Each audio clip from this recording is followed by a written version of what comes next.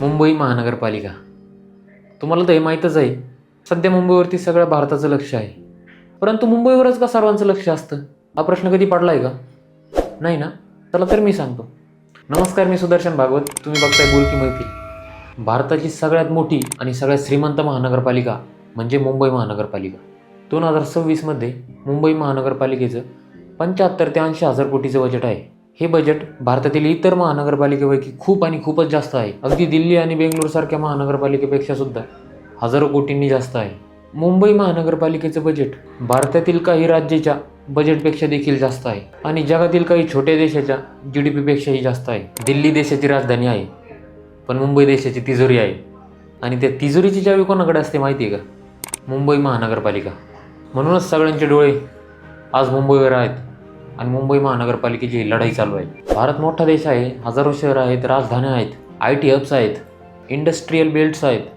पण तरीही जेव्हा देशाचं भविष्य ठरवायचं असतं तेव्हा नजर जाते एका शहरावर, आणि ती म्हणजे मुंबई.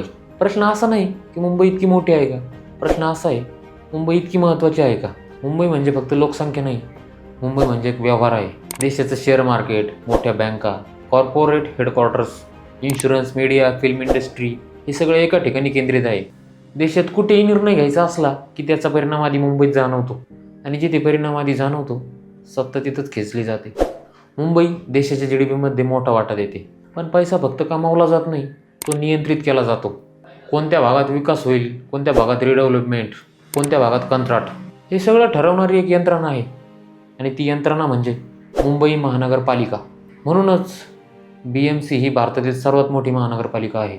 आपण BMCकडे कचरा, पाणी, रस्ते यापुरतं बघत असतो, पण राजकारणात BMC म्हणजे नियंत्रण आहे. हजारो कोटीचं काम, हजारो नोकऱ्या, हजारो निर्णय हे सगळे इथूनच जातात.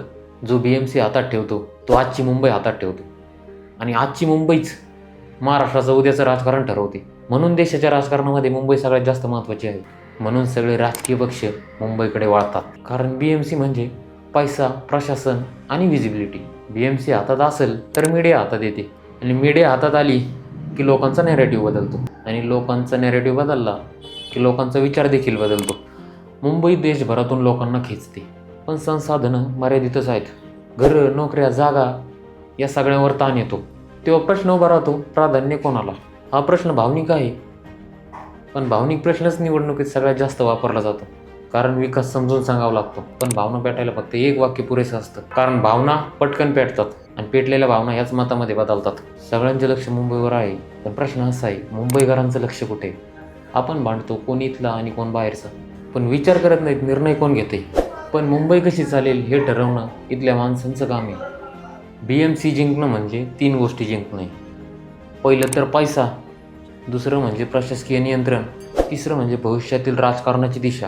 जो BMC जिंकतो तो फक्त मुंबई जिंकत नाही, तर तो महाराष्ट्राचं उद्याचं राजकारण ठरवतो. BMC निवडणूक ही साधी स्थानिक निवडणूक नाही, ही चाचणी आहे. लोक कुठल्या विचाराला जास्त पसंती देतात, स्थानिक स्वाभिमान की राष्ट्रीय समीकरण? जो इथे जिंकतो तो पुढल्या विधानसभेला आणि लोकसभेला आत्मविश्वास मिळवतो. तर मित्रांनो, तुम्हाला काय वाटते? मुंबई महानगरपालिकेवरती कोणाची सत्ता यायला पाहिजे? कमेंट करून नक्की सांगा. आणि अशाच नवनवीन व्हिडिओसाठी बोलकी मैफिल YouTube चॅनलला सबस्क्राईब करायला विसरू नका.